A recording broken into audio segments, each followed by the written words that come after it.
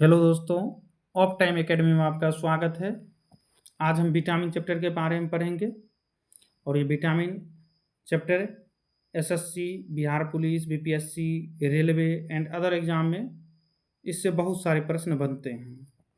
तो हम पढ़ते हैं कि विटामिन क्या है। सबसे पहले हम यहीं से शुरुआत करेंगे।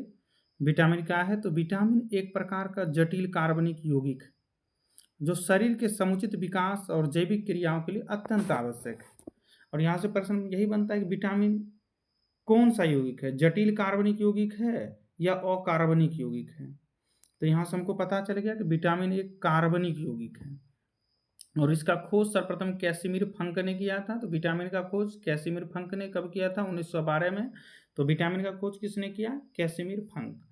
और ये मुख्य रूप से सह एंजाइम की भांति कार्य करते हैं और शरीर में मेटाबॉलिज्म, उपापचय को नियंत्रित करते हैं। विटामिन का कार्य क्या है? तो एंजाइम का सहायता करना, एंजाइम की भांति सहायता करना, शरीर के मेटाबॉलिज्म को नियंत्रित करना। इसे रक्षात्मक खाद्य माना जाता है क्योंकि शरीर के रोगों से रक्षा करते हैं। विटामिन का काम क्या है? तो शरीर के रोगों से रक्षा करना, इसीलिए इसको क्या कहा जाता है? तो रक्षात्मक खाद्य कहा जाता है। इनसे शरीर को कोई ऊर्जा प्राप्त नहीं होती, यानी विटामिन लेने से शरीर को कोई ऊर्जा प्राप्त नहीं होती। ये मुख्य एंजाइम को उत्तेजित करते हैं, यानी जो एंजाइम शरीर में बनते हैं उसको सक्रिय करते हैं, यानी एक्टिव करते हैं, उत्तेजित करते हैं और शरीर की जैव रासायनिक क्रियाओं को पूरा करते हैं। इनकी कमी से शरीर में अपूर्णता रोग हो जाती है, यानी डिफिशियंसी हो जाती है। इसलिए विटामिन की जरूरत होती है शरीर में। आगे बढ़ते हैं। विटामिन का वर्गीकरण। तो विटामिन का वर्गीकरण दो प्रकार से किया गया है। घुलनशीलता के आधार पर विटामिन को दो मुख्य भागों में विभाजित किया गया। पहला है वसा में घुलनशील और दूसरा है जल में घुलनशील। तो वसा में घुलनशील विटामिन है ए, डी, ई, के। इसको याद रखने के लिए हम रखेंगे एडैक, एडैक, ए, डी, ई, के। और इसमें ध्यान भी रखिए कि ए के बाद डी आया, ई, के, मतलब अल्फ़ाबेट में भी ए के बाद डी, डी, ई, फिर के, ऐसे याद रख सकते हैं। इसे ए, डी, ई, के यानी एडैक। ये विटामिन वसायुक्त उत्तकों और यकृत में संचित होते हैं। यानी ए, डी, ई, के कहाँ संचित होते हैं? तो वसायुक्त उत्तक यानी एडिपोज उत्तक और यकृत में संचित होते हैं। लेकिन परीक्षा में अधिकतर जब क्वेश्चन परीक्षा में आता है कि विटामिन ए कहाँ संचित होता है, तो यकृत में होता है। विटामिन डी कहाँ संचित होता है? तो यकृत में होता है, यानी लीवर में होता है। यही आता है। एडिपेज उत्तक ज़्यादा नहीं पूछा गया है, ज़्यादा यही पूछता है कहाँ संचित होता है, तो यकृत में। और शरीर से प्रतिदिन उत्सर्जित नहीं होते हैं, यानी कि अधिकता हानिकारक हो सकती है।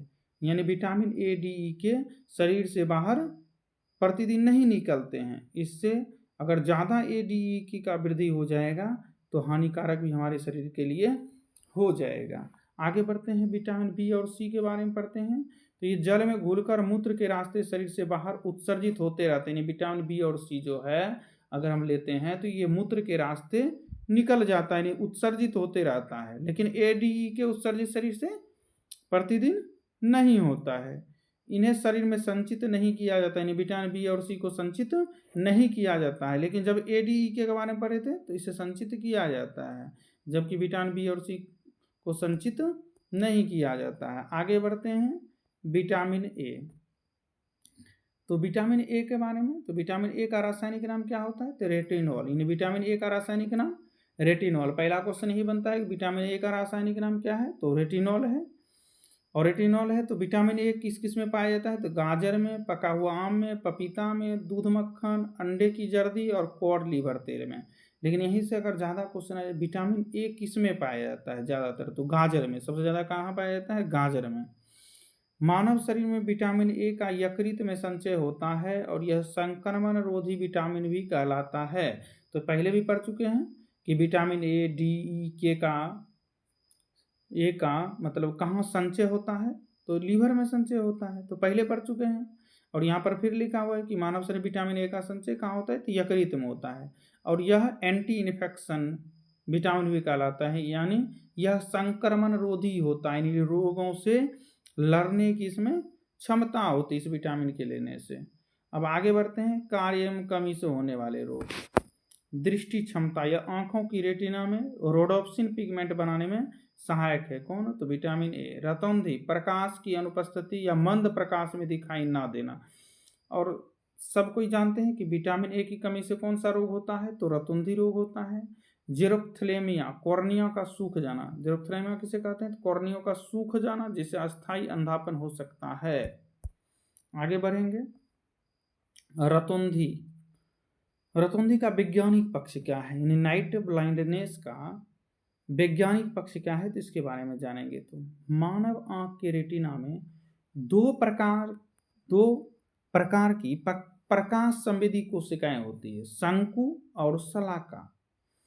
तो शलाका कोशिकाएं रात के समय या मंद प्रकाश में दृष्टि के लिए उत्तरदायी होता है, यानी अंधेरा होता है तो हमारे आंख में जो दो कोशिकाएं हैं, एक शंकु कोशिकाएं और दूसरा शलाका कोशिकाएं। तो शलाका कोशिकाएं जो होती है वो रात के समय या मंद प्रकाश, जब प्रकाश कम रहती है तो दृष्टि के लिए उत्तरदायी होता है। कौन? तो शलाका कोशिकाएं उत्तरदायी होती है। और विटामिन ए की कमी से शलाका कोशिकाओं में रोडोप्सिन का संश्लेषण बंद हो जाता है, जिससे मंद प्रकाश में देखना असंभव हो जाता है। यानी प्रकाश कम होती है तो देखना असंभव हो जाता है। इस स्थिति को रतौंधी कहते हैं। और गांव सब में भी देखे होंगे, जिसको रतौंधी होता है उसको जैसे ही शाम होने लगता है दिखना बंद हो जाता है, यानी उसे अच्छे से दिखता नहीं है। इसे ही हम क्या कहते हैं? रतौंधी। आगे बढ़ेंगे। Vitamin B1. तो विटामिन बी1 जिसकी कमी से क्या होता है? तो बेरी बेरी रोग हो जाता है। तो पहले तो विटामिन बी1 का खोज किसने? कैसेमिर फंक ने ही किया है। तो विटामिन का खोज किसने किया? तो ये भी पढ़े थे, किसने किया था? कैसेमिर फंक ने। और विटामिन बी1 का खोज किसने किया था? तो कैसेमिर फंक ने। किस पे किया? तो धान के छिलके में सबसे पहले खोज की थी, यानी धान के छिलके से विटामिन बी1 का खोज किया कैसेमिर फंक ने। और विटामिन बी1 कमी से कौन सा रोग हो जाता है? बेरी बेरी रोग हो जाता है। इसमें तंत्रिका, पक्षापात और कमजोरी और हृदय की मांसपेशियां शिथिल हो जाती है।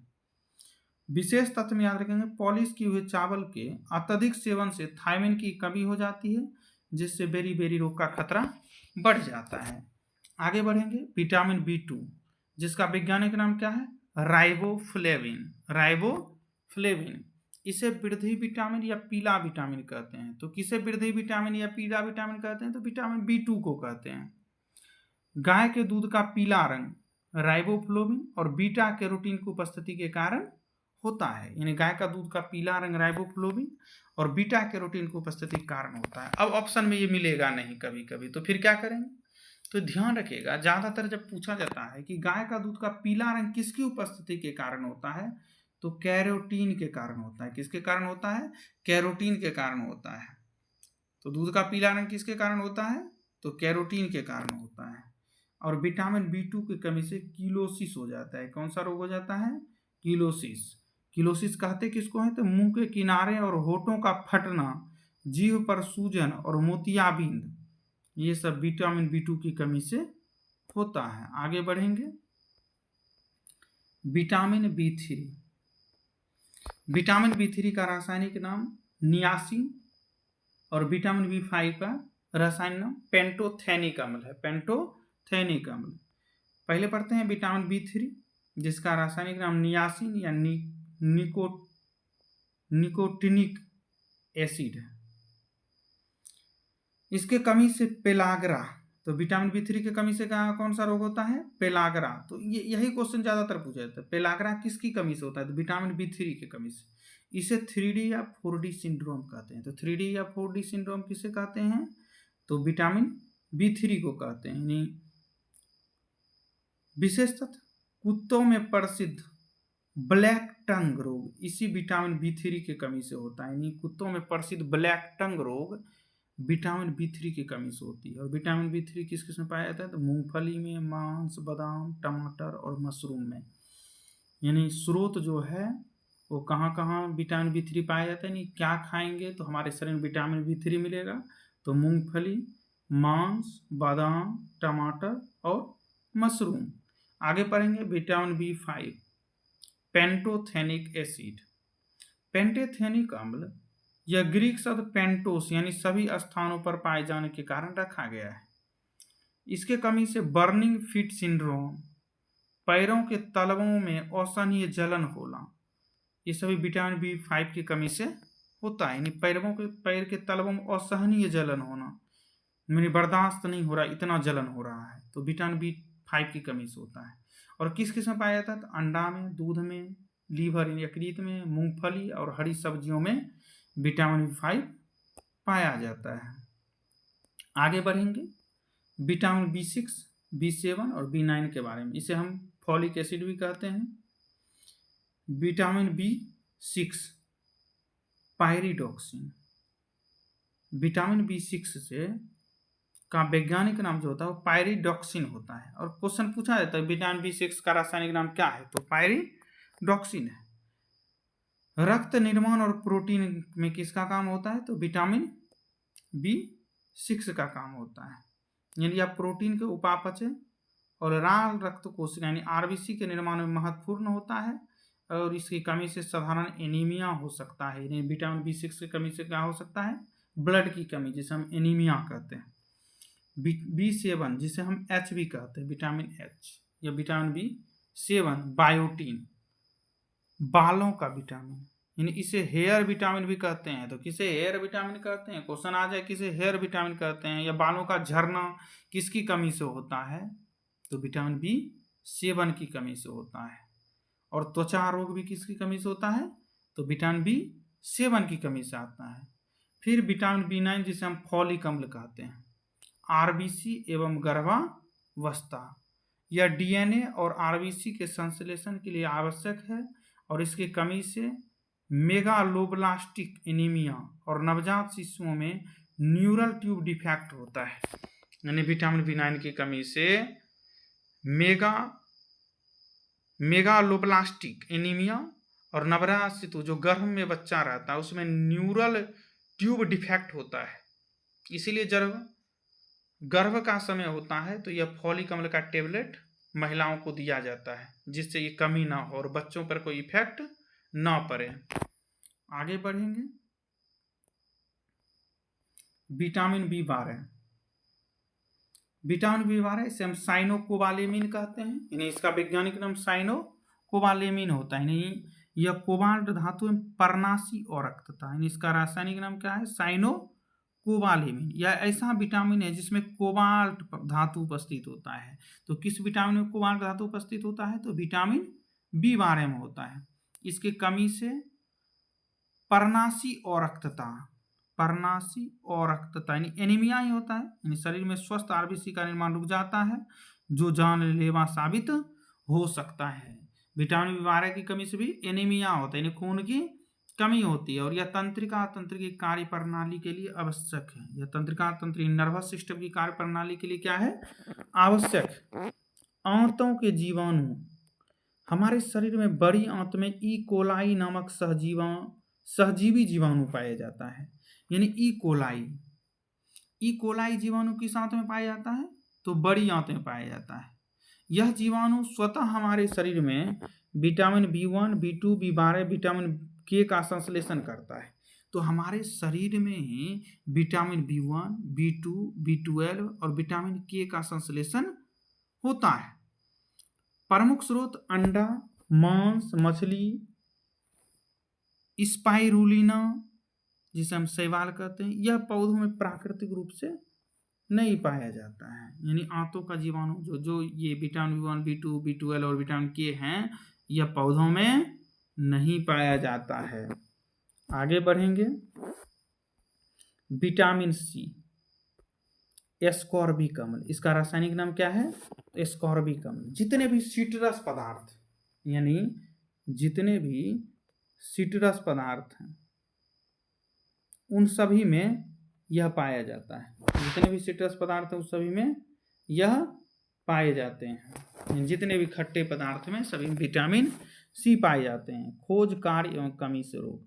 सबसे पहले 1753 में जेम्स लिंड ने इसे खट्टे फलों में खोजा। अभी तक हम पढ़ रहे थे कि विटामिन का खोज कैसिमिर फंक ने किया, B1 का खोज कैसिमिर फंक ने किया, लेकिन विटामिन C का खोज जेम्स लीड ने किया, जेम्स लिंड ने किया। किसमें खोजा? खट्टे फलों में। और इसकी कमी से स्कर्वी रोग होता है, जो बार बार परीक्षा में पूछा कि विटामिन सी की कमी से कौन सा रोग होता है? तो स्कर्वी रोग।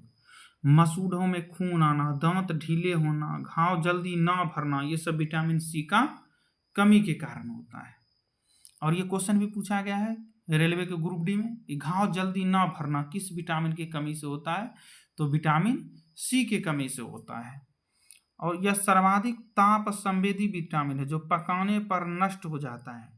यानी विटामिन सी को जब हम पकाते हैं तो वह नष्ट हो जाता है। यह दूध और मांसाहारी भोजन में नहीं पाया जाता, यानी विटामिन सी दूध में नहीं पाया जाता है, क्योंकि अभी हम बताए थे कि खट्टे फलों में ही ज़्यादा पाया जाता है, इन सिट्रस फ्रूट में पाया जाता है। आगे बढ़ेंगे। Vitamin D. विटामिन डी का वैज्ञानिक नाम कैल्सीफेरॉल। कैल्सीफेरॉल, सनशाइन लिखा हुआ है, लेकिन इसका विटामिन डी का रासायनिक कैल्सीफेरॉल होता है। हार्मोन और कैल्शियम संतुलन, रासायनिक नाम कैल्सीफेरॉल। अब विटामिन डी का जो होता है विटामिन D2 और विटामिन D3, यहाँ पर डॉलर जैसा चिन्ह है उसको ध्यान मत दीजिए, सीधा विटामिन D2, इसे अर्गो कैल्सीफेरॉल, और विटामिन D3 कोले कैल्सीफेरॉल कहा जाता है। इसे हार्मोन विटामिन भी कहा जाता है, और यह मानव त्वचा में पराबैंगनी किरणों की मदद से स्वतः संश्लेषित होता है। तो यहाँ से क्वेश्चन ये पूछा जाता है किस विटामिन को हार्मोन विटामिन कहा जाता है? तो विटामिन डी को हार्मोन विटामिन कहा जाता है। विटामिन डी का रासायनिक नाम क्या है? कैल्सीफेरॉल। विटामिन D2 का नाम क्या है? ऑर्गे कैल्सीफेरॉल। विटामिन D3 का नाम क्या है? कोले कैल्सीफेरॉल। किसे हार्मोन विटामिन कहा जाता है? तो विटामिन डी को। ठीक है, आगे पढ़ेंगे। इसके कमी से होने वाला रोग, रिकेटस, बच्चों की हड्डियों का कमजोर होकर मुरझा यानी सूखा रोग, किसके कमी से होता है? तो विटामिन डी कमी से। तो पहला क्वेश्चन ये आता है रिकेटस किसके कमी से होता है? रिकेट्स विटामिन डी के कारण होता है। रिकेट्स किसके कारण होता है? Vitamin D. ऑस्टिमलेशिया किसके कमी से होता है? विटामिन डी के कमी से। वयस्कों में हड्डियों का मुलायम और वयस्कों में हड्डियों का मुलायम और भुरभुरा हो जाना, ये सभी ऑस्टिमलेशिया के गुण हैं। ऑस्टिमलेशिया होता किससे है? तो विटामिन डी कमी से। धूप के बारे में यहाँ पर क्यों दिया गया है? क्योंकि अगर हम धूप में बैठते हैं तो हमको विटामिन डी मिलती है। बचपन से पढ़ते हुए आ रहे हैं कि धूप में कौन सा विटामिन पाया जाता है? तो विटामिन डी पाया जाता है। तो हम सन में अगर बैठते हैं तो हमको विटामिन डी की कमी नहीं होता है। इसीलिए विटामिन डी को जो है अमीरों का भी रोग कहा जाता है, क्योंकि अमीरों में विटामिन डी का कमी ज़्यादा होता है, क्योंकि वह महलों से अगर नहीं निकलते हैं तो धूप में नहीं आते हैं, जिसके चलते उनको विटामिन डी की कमी हो जाती है।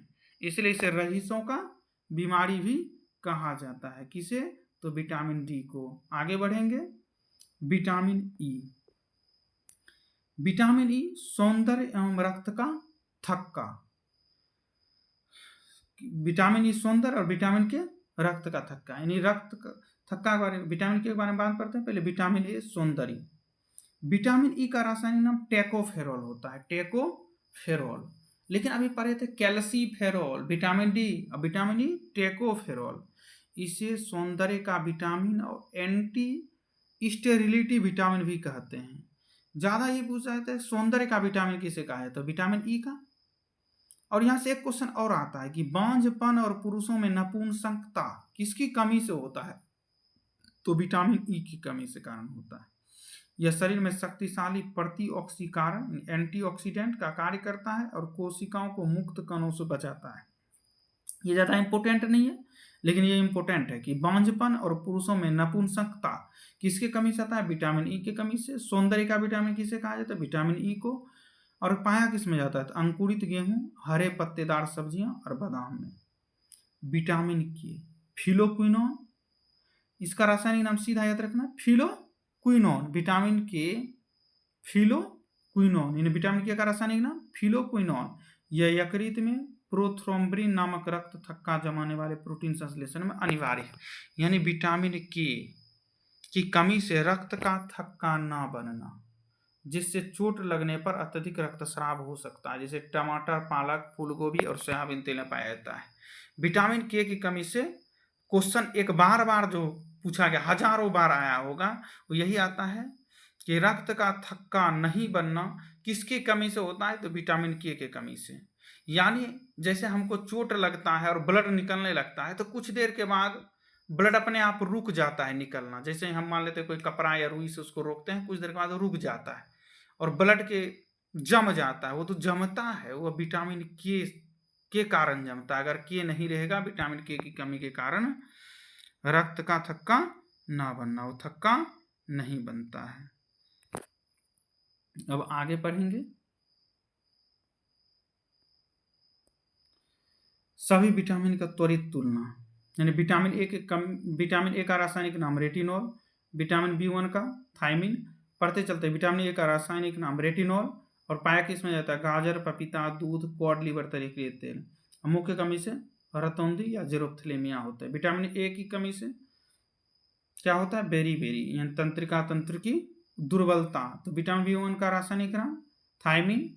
ईस्ट, साबुत अनाज, मूंगफली, धान के चोकर आदि में पाया जाता है। तो ज्यादातर हमको जो याद करना है रासायनिक नाम और मुख्य कमी से रोग, ये एकदम इंपॉर्टेंट है, इसको याद रखना ही रखना है। विटामिन B3 का रासायनिक नाम नियासिन। किसमें प्राकृतिक स्रोत क्या है? तो मांस, मूंगफली, बादाम, टमाटर। और इसकी कमी से होने वाला रोग पेलाग्रा, जिसे हम 4D सिंड्रोम भी कहते हैं। इसे 3D सिंड्रोम या 4D सिंड्रोम कहते हैं। तो पेलाग्रा किसकी कमी से होता है? तो विटामिन B3 की कमी से होता है। विटामिन 12 साइनोकोबालेमिन, अंडा, मछली, यकृत, स्पाइरुलिना, शैवाल। और इसके रोग क्या होता है? तो प्रनासी और रक्तता। प्रनासी कहीं नहीं रहता है, सीधा और रक्तता यानी एनीमिया होता है। सीधा क्या होता है? एनीमिया। तो एनीमिया किसकी कमी से होता है? तो एनीमिया होते है विटामिन B12 की कमी से। विटामिन C एस्कॉर्बिक एसिड, आंवला, संतरा, नींबू, हरी मिर्च। अस्कर्वी, मसूरों से खून आना, घाव न भरना। अस्कर्वी किसकी कमी से होता है? तो विटामिन C की कमी से होता है। और vitamin D calciferol. Vitamin D का रासायनिक नाम कैल्सीफेरॉल। सूर्य का प्रकाश, विटामिन डी पाया जाता है मछली का तेल में, अंडा और मक्खन में। तो यहाँ से दो इंपॉर्टेंट है, सूर्य के प्रकाश में विटामिन डी और मछली के तेल में विटामिन डी। और इसकी कमी से क्या होता है? तो रिकेट्स बच्चों में और ऑस्टियोमलेशिया वयस्कों में। विटामिन ए टेकोफेरॉल, रासायनिक नाम क्या हो गया? टेकोफेरॉल। अंकुरित बीज के गेहूं में, वनस्पति तेल और मेवा में क्या पाया जाता है? तो विटामिन ए। और विटामिन ई की कमी से क्या होता है? तो बांझपन और समय से पूर्व बुढ़ापा। विटामिन के फिलोक्विनोन, विटामिन के की कमी से रासायनिक नाम फिलोक्विनोन। पालक, गोभी, टमाटर, आंत के बैक्टीरिया। इसकी कमी से रक्तस्राव यानी ज़्यादा ब्लड निकलता है। रक्त का थक्का ना जमना, किसकी कमी से? विटामिन के की कमी से। तो एक बार इसका स्क्रीनशॉट लेके आप सभी रख लें और बार बार रिवीजन करेंगे। आगे बढ़ते हैं।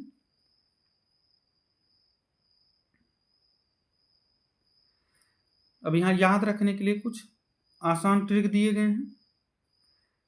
यह जादुई ट्रिक विटामिन ABCDE के रासायनिक नाम को क्रमानुसार याद रखने में अचूक। रथ एक ट्रॉफी। और र से रेटिनॉल, थ से थायमिन, ए से एस्कॉर्बिक एसिड, क से कैल्सीफेरॉल, ट से टेकोफेरॉल, फी से फिलोक्विनोल। यानी ये ए के लिए है,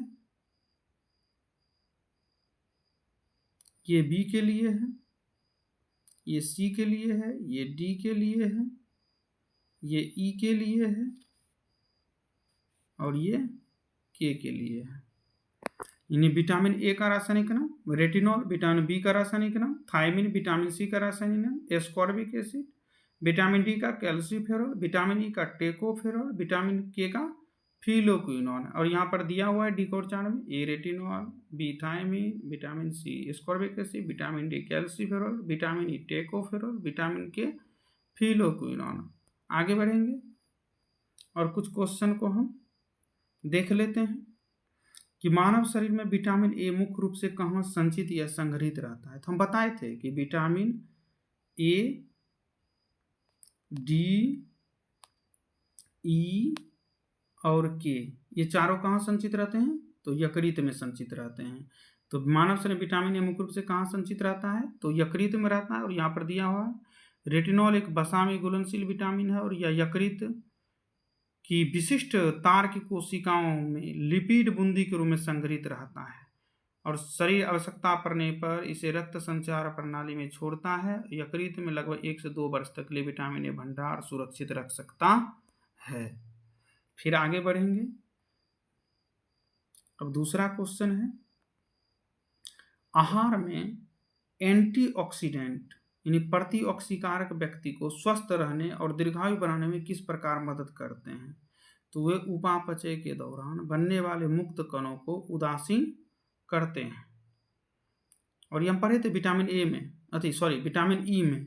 ई को ही सौंदर्य का विटामिन कहा जाता है। तो यहाँ पर उपापचय के दौरान शरीर में हानिकारक मुक्त रेडिकल बनते हैं जो स्वस्थ कोशिकाओं को नष्ट कर बुढ़ापा, हृदयघात और कैंसर जैसी बीमारी लाते हैं। एंटीऑक्सीडेंट इस विटामिन ई और सी इन मुक्त रेडिकलों को इलेक्ट्रॉन प्रदान कर उदासीन कर देते हैं और कोशिकाओं को सुरक्षित रखते हैं। आगे बढ़ेंगे। क्वेश्चन नंबर 3, निम्नलिखित में से किस विटामिन को ऑर्गोकैल्सिफेरॉल कहा जाता है? तो हम पढ़े थे विटामिन 2D को ऑर्गोकैल्सिफेरॉल, और विटामिन D3 को क्या कहते हैं? तो विटामिन D3 को हम कहते हैं, विटामिन डी को कैल्सिफेरॉल, इसे ऑर्गीकैल्सिफेरॉल। अब विटामिन D3 को कैल्सिफेरॉल। आगे बढ़ते हैं।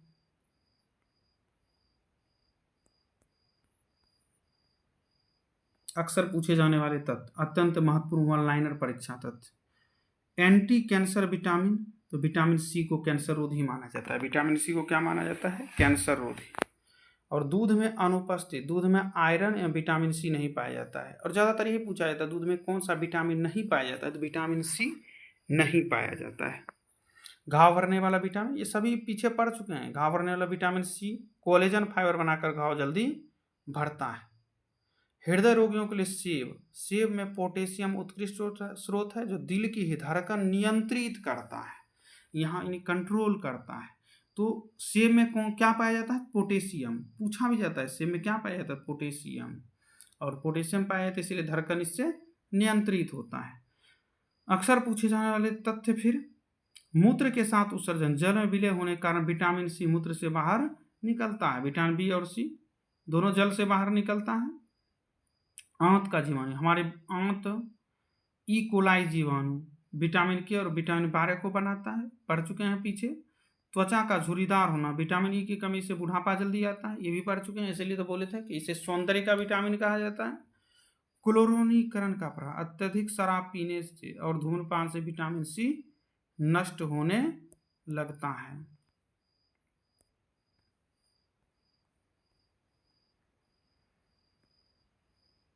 हड्डियों का जैव रासायनिक संगठन, अस्थि का संगठन आरेख। हड्डियों के निर्माण में 2 महत्वपूर्ण विटामिनों की प्रत्यक्ष भागीदारी होती है जिन्हें एनसीईआरटी में स्वर्गीकृत किया गया। ऑर्गेनिक भाग, कोलेजन प्रोटीन निर्माण के लिए विटामिन सी अनिवार्य है, यानी कोलेजन प्रोटीन के लिए विटामिन सी अनिवार्य है। इनऑर्गेनिक भाग यानी कैल्शियम फास्फोरस के जमाव के लिए विटामिन डी भी अत्यंत आवश्यक है। यानी हड्डी के लिए आप सभी जानते हैं कि विटामिन डी जरूरी है।